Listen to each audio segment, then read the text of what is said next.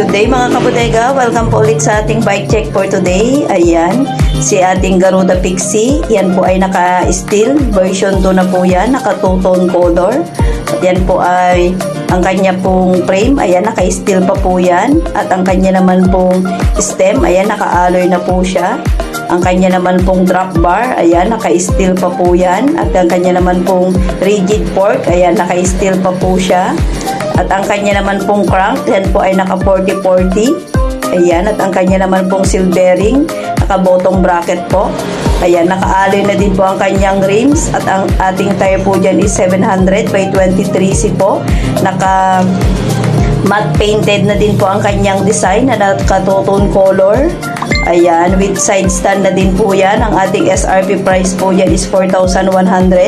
Ayan, ang ating cash price po is 3,800 po. Ayan po yung sa ating Garuda Pixie